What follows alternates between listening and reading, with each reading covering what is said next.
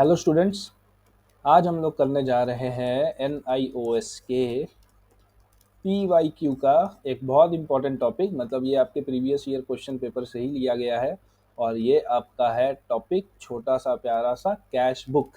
अगर आप यहाँ पर ध्यान देंगे तो ये 4 नंबर के लिए आया हुआ है आपके प्रीवियस ईयर क्वेश्चंस पर।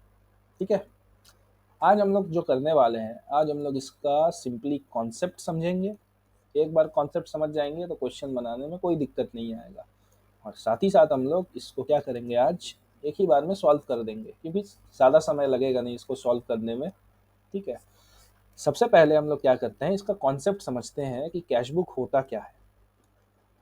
तो कैश बुक के बारे में आप जान के रखिए, बिजनेस में बहुत सारा ट्रांजैक्शन जो होता है ना, वो कैश के थ्रू होता है। क्रेडिट के थ्रू तो होता ही है, लेकिन कैश को संभालना बिजनेस का एक बहुत बड़ा, क्या बोल सकते हैं, एक बहुत बड़ा काम है। जब आप क्या करते हैं, कैश को संभालते हैं।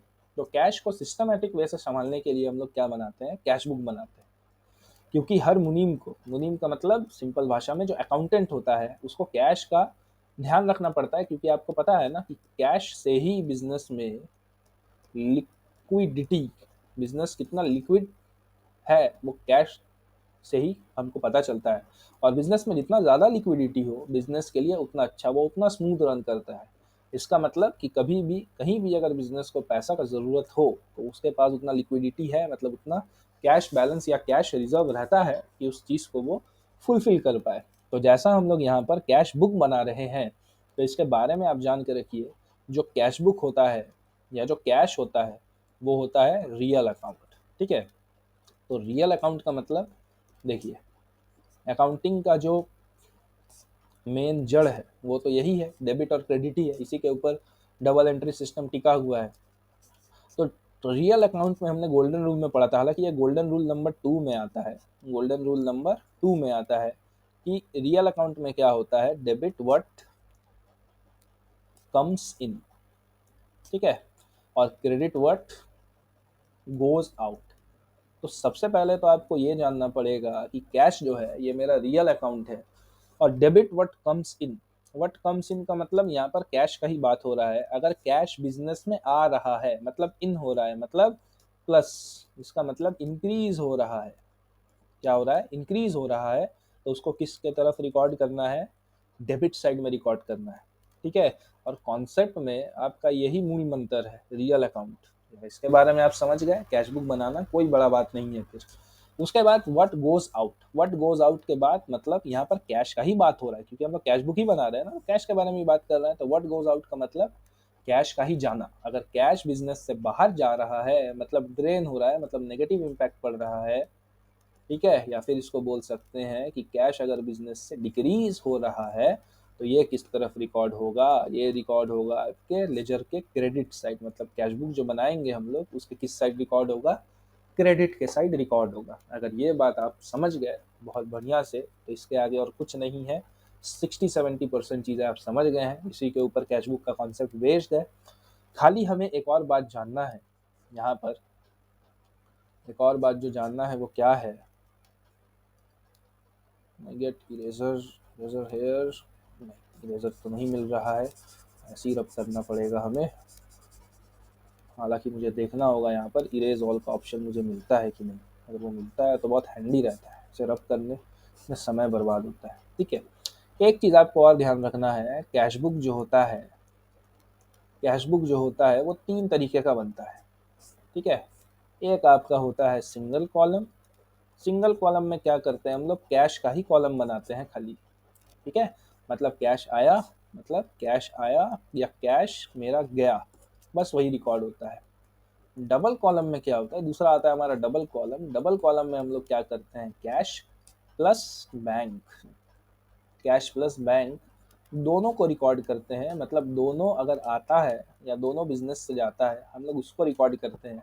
तीसरा वाला थोड़ा इंपॉर्टेंट है, क्योंकि यहाँ पर जो होता है, कैश को भी रिकॉर्ड करते हैं, बैंक को भी रिकॉर्ड करते हैं, तो इसका 3 चीज़ निकलता है। इसीलिए 3 कॉलम है, इसका नाम ट्रिपल कॉलम है। सॉरी मैं लिखना भूल गया यहाँ पर, इसीलिए इसका नाम ट्रिपल कॉलम है कैश बुक, क्योंकि कैश, बैंक और डिस्काउंट, ठीक है, डिस्काउंट का भी यहाँ पर रोल है, क्योंकि कोई भी चीज़ हम परचेज या सेल करते हैं तो साथ में डिस्काउंट भी तो देते हैं कभी कभी, तो उसको भी रिकॉर्ड करना पड़ेगा। तो कैश और बैंक का सिंपल है, कैश आया या गया, बैंक में पैसा आया कि गया, उसको रिकॉर्ड करेंगे। अब डिस्काउंट का क्या होगा, डिस्काउंट के बारे में आप एक चीज़ ध्यान रखिए, मैं थोड़ा ऊपर लिख देता हूँ।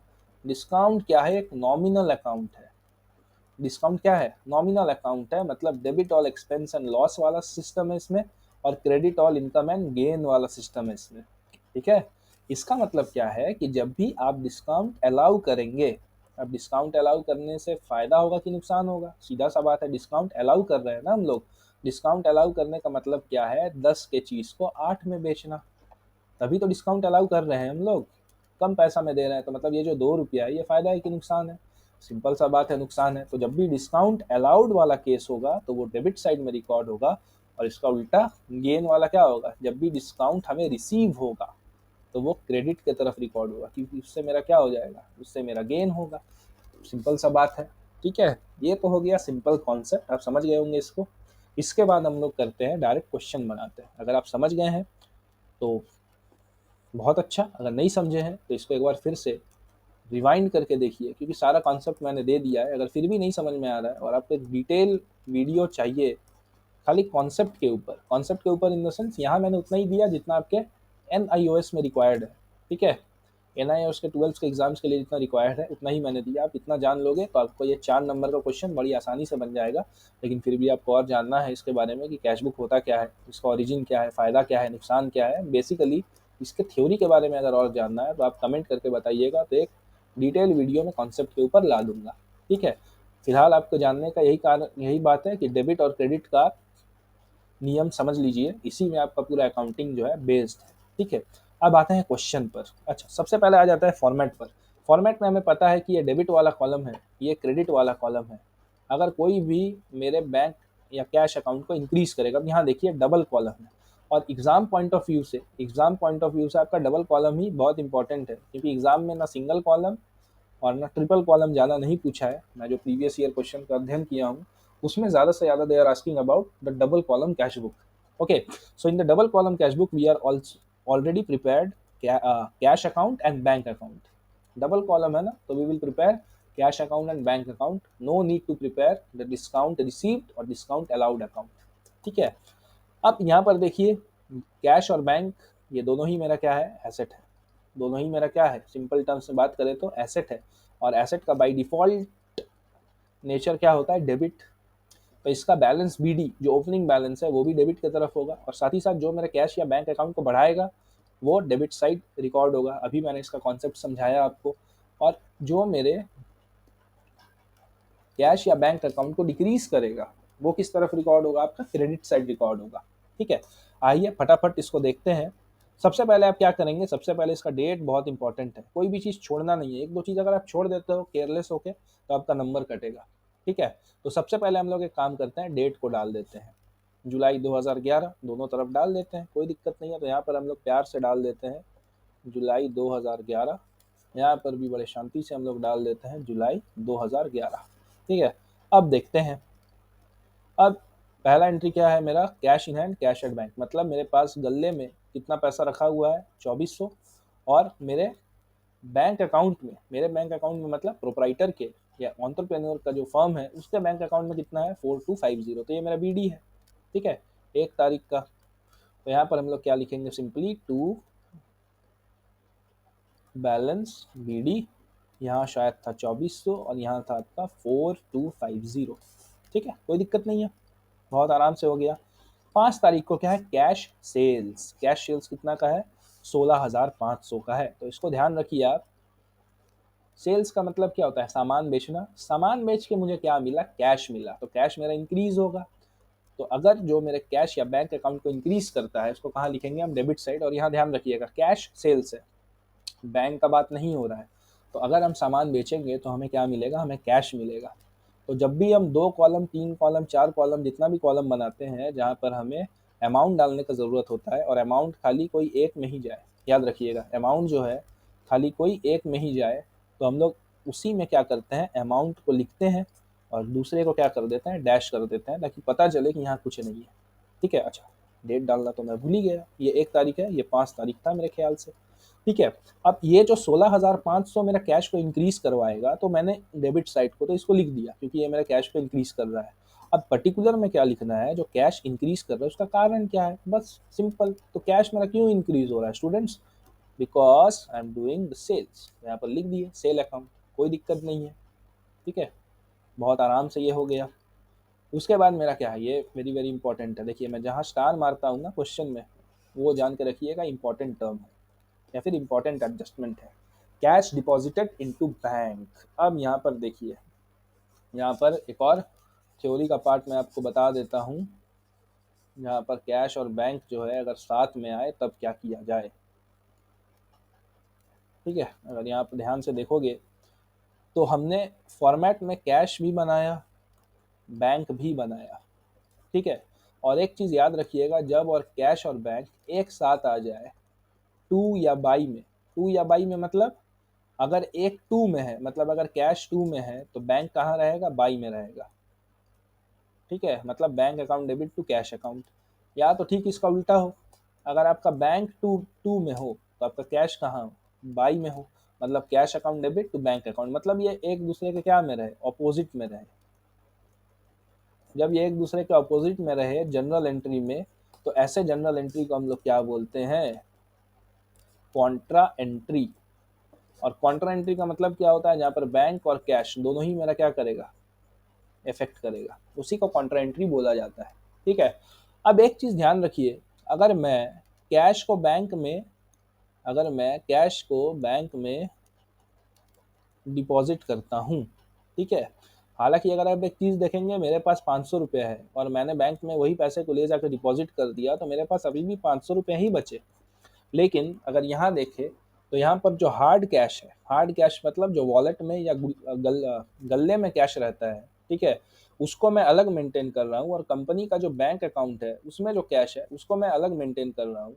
तो इसीलिए दोनों क्या हो जाएगा, अलग अलग हो जाएगा यहाँ पर। ठीक है, अगर मैं सीधा सीधा मेरे वॉलेट में जो पैसा है या मेरे गल्ले में जो पैसा है उसको अगर बैंक में डिपॉजिट कर देता हूँ, तो कैश मेरा इंक्रीज करेगा कि डिक्रीज करेगा, तो सीधा सा बात है, कैश मेरा क्या करेगा, डिक्रीज करेगा। कैश मेरा क्या करेगा, डिक्रीज करेगा।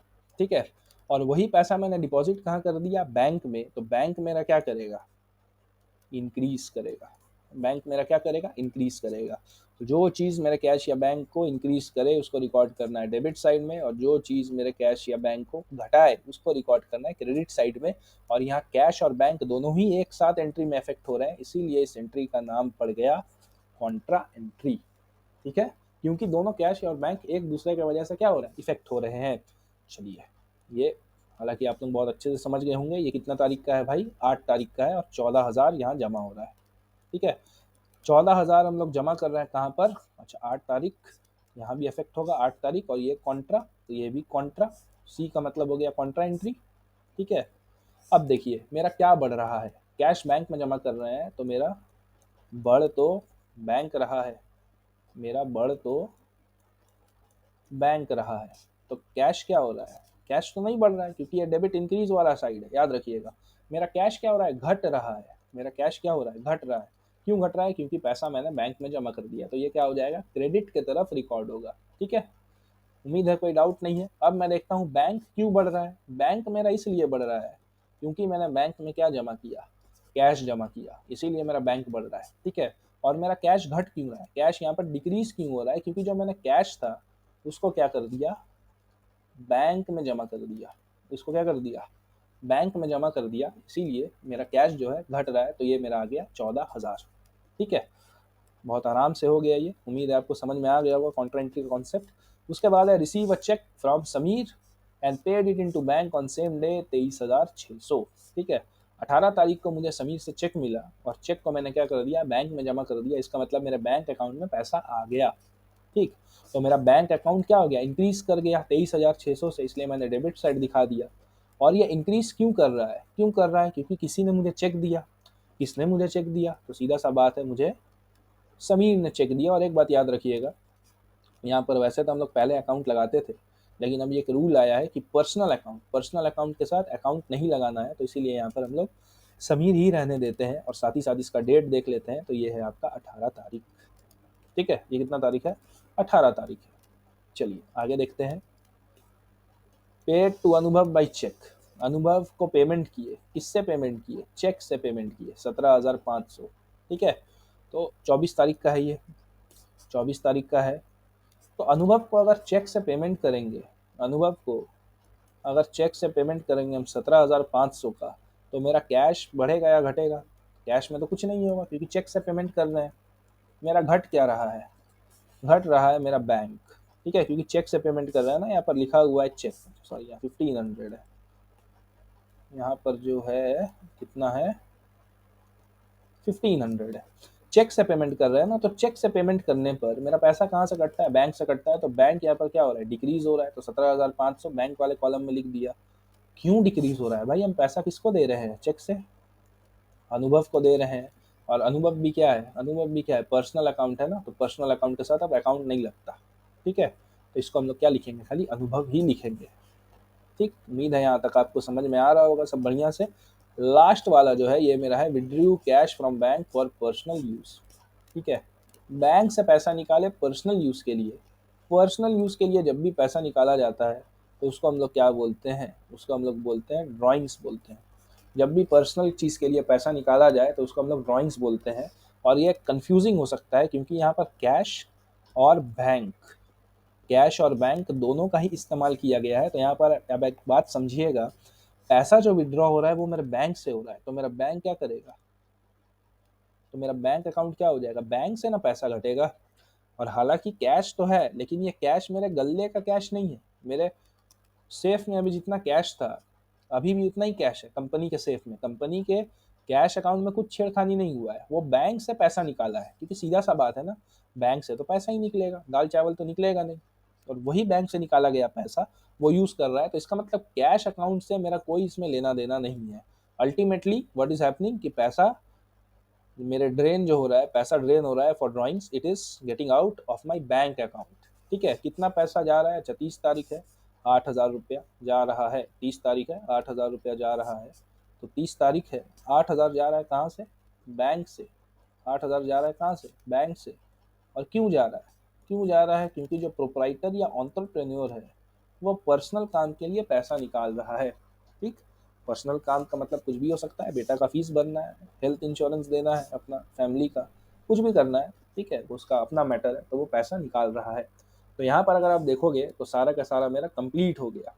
अब हमें एक काम करना है, यहाँ तो थोड़ा ऊपर हो गया। अब हमें एक काम करना है, इसका निकालना है CD। ठीक है, जैसे हमने यहाँ पर BD निकाला जो मेरे 1 तारीख को था, 1 तारीख को जो BD था। अच्छा, एक काम आप कर लीजिएगा, ये जो जुलाई का महीना है ये 30 का है कि 31 का है? मतलब आखिरी वाला जो दिन है वो 30 का है कि 31 का है? आप एक बार चेक कर लीजिएगा, क्योंकि मैं इसमें थोड़ा अच्छा नहीं हूँ। ठीक है, तो यहाँ पर मेरा क्या निकलेगा? बाई बैलेंस क्लोजिंग डाउन या फिर कैरिड डाउन। ठीक है, मतलब मेरे पास स्टार्टिंग में कुछ पैसा था, इतना पैसा ऐड हुआ। बैंक में कुछ पैसा था 14,000 23,600 ऐड हुआ। कैश से मेरा 14,000 चल गया, बैंक से मेरा 17,500 8,000 चल गया। तो अल्टीमेटली लास्ट का जो डे है उसमें मेरे पास कैश में, मतलब मेरे गल्ले में, और जो मेरा बैंक अकाउंट है उसमें कुछ तो पैसा बचा होगा। तो वो कितना पैसा बचा है वही मेरा CD है। इसको करते के साथ साथ ही मेरा ये खत्म, चैप्टर खत्म। तो अगर आप इसको देखोगे, इसको बैलेंस कैसे निकाला जाए, तो ये दोनों को ऐड करना पड़ेगा। ठीक है, 24 और 16,500 का हमको क्या करना पड़ेगा? ऐड करना पड़ेगा। तो 6 दूनी 8, मतलब ये हो जाएगा 18,900 हो जाएगा। ये कितना? 18,900 5,400। अब यहाँ देखिएगा तो 14,000 है, तो डेबिट क्रेडिट हमेशा बराबर होता है। और बड़े वाले अमाउंट को हम क्या करते हैं? दोनों जगह लिख देते हैं। ठीक, अब 14,000 मेरे पास टोटल रिसीव कितना हुआ कैश? 18,900। उसमें से 14,000 चल गया, तो मेरे पास बचा कितना कैश? 4,900। इतना ही ना मेरे पास कैश बचा at the end of the day. और जुलाई के बाद अगस्त में, अगस्त का जो स्टार्टिंग होगा, तो मेरे पास कैश कितना बचे रहेगा? 4,900। उसको कंपेयर करेंगे अगर हम स्टार्टिंग वाले से 2,400 से, इसका मतलब मेरा लिक्विडिटी बढ़ा है। ठीक है, घटा नहीं है, क्योंकि मेरे पास कैश ज़्यादा है। उसके बाद अगर बात करें यहाँ पर हम इसको जोड़ने का, तो ये आपका है बैंक अकाउंट में है आपका 14,000, साथ ही साथ आपका 23,600, और साथ ही साथ आपका है 4,250। अगर इसको हम लोग जोड़े बड़े प्यार से तो 0 5 6 2 8। अच्छा, कैलकुलेशन भी करते रहिएगा, कुछ गलत होता है तो बताते रहिएगा, मेरा कैलकुलेशन भी थोड़ा ठीक नहीं है। 4 4 8 8 9 10 11 11 का 1 कैरी ओवर 1 41,850। तो यहाँ पर तो 17,500 और 8,000 ही है, तो ऑब्वियस सा बात है कि 41,850 जो मुझे मिला है बैंक अकाउंट में वो ज़्यादा है, तो 41,850। ठीक है, अब हमें क्या करना है कि 41,850 मेरा टोटल रिसीट्स है। अब रिसीट से क्या हो रहा है, 17,500 और 8,000 जा रहा है, तो 7 और 8 हो जाएगा आपका 25,000 आई गेस। ठीक है, 17 और 18, तो 8 9 10 11 12 13 14 15, हाँ 25,500। तो मेरा टोटल रिसीप्ट कितना हुआ, 41,850 बैंक अकाउंट में। और मेरा गया कितना, एक बार 17,500 गया, एक बार 8,000 गया, तो इसका मतलब टोटल मेरे पास से पैसा कितना गया, 25,500 रुपये गए। तो अगर मैं देखूं कि एंड ऑफ द डे मेरे पास बचा कितना है, तो एंड ऑफ द मंथ जो है मेरे पास बचा है, ये हो जाएगा 3, ये 5 6 5 11, ये कट के हो जाएगा 3, तो 1 16,350। कितने रुपए बचे हैं मेरे पास, 16,350। एक मैं बैंक वाला जो है कैलकुलेटर में चेक कर लेता हूँ, 16,350 ही मेरे पास बचने चाहिए। तो एक बार चेक कर लेते हैं, आपका 4250 प्लस 14,000 प्लस 23,600, तो ये 41,850। ठीक है, एकदम बढ़िया। फिर 17,500 गया, फिर 8,000 गया, तो मतलब 16,350। तो 16,350 मेरे बैंक में लास्ट डे में बचे, जो कि मैं इसको अब अगस्त मंथ में यूज़ करूँगा। ठीक है, तो अगर आप बैंक का भी देखें तो बैंक में मेरे पास स्टार्टिंग में 4250 था, अभी कितना हो गया, अभी 16,350 हो गया मेरे पास। मतलब इसमें भी लिक्विडिटी बढ़ गया मेरा। ठीक है, तो आप इसका स्क्रीनशॉट लीजिए, इसको फिर से समझिए एक बार ध्यान से, और यहाँ पर मेरा ये जो सम है वो कंप्लीट होता है, और साथ ही साथ बड़े आसानी से मुझे 4 नंबर आप लोगों को मिल जाएंगे। ठीक है, तो अगर आप इसके कॉन्सेप्ट को समझ गए हैं तो इसको बनाने में ज़्यादा समय नहीं लगेगा, क्योंकि जो मैंने प्रीवियस ईयर क्वेश्चन पेपर देखा, इसमें 4-5 नंबर का ही आएगा, ज़्यादा से ज़्यादा आपका 7-8 जो एंट्री रहेगा उसी को एडजस्ट करना, ये ज़्यादा ट्रिकी भी नहीं है अगर इसके कॉन्सेप्ट को समझ गए एक बार। और डुअल कॉलम में ही दे रहा है, ये कैश और बैंक में ही दे रहा है, डिस्काउंट में नहीं दे रहा है, या फिर सिंगल तो देगा ही नहीं, बहुत कम चांसेस है, क्योंकि सिंगल बहुत ईजी हो जाता है। ठीक है, तो अगर आपने वीडियो यहाँ तक देख लिया है तो आपका बहुत बहुत धन्यवाद। अगर वीडियो से आपने कुछ सीखा तो इसको लाइक करिए वीडियो को, और सब्सक्राइब करिए चैनल को, क्योंकि बहुत सारे टॉपिक में मैं जल्दी वीडियो लाने वाला हूँ। और आपके पास भी, अगर आप हाल ही में एग्ज़ाम दे चुके हैं या देने वाले हैं, तो आपके पास PYQ तो होगा ही, तो इससे रिलेटेड, कैश बुक से रिलेटेड आपके पास जितने भी क्वेश्चन है PYQ के, और वो PYQ किसका होना चाहिए, NIOS का ही होना चाहिए, क्योंकि इसका पर्पस ही यही है कि हम लोग अभी NIOS का ही क्वेश्चन को जो है सॉल्व कर रहे हैं। ठीक है, तो कैश बुक से रिलेटेड जितने भी सम्स है NIOS का आप मेरे पास भेजिए। ठीक है, ये मेरा व्हाट्सएप नंबर है 8789263968। ठीक है, यहाँ पर आप मुझे व्हाट्सएप कर सकते हैं जितने भी क्वेश्चन या क्वेरीज है आप लोगों के, मैं कोशिश करूँगा वीडियो बना के उसको सॉल्व करने का।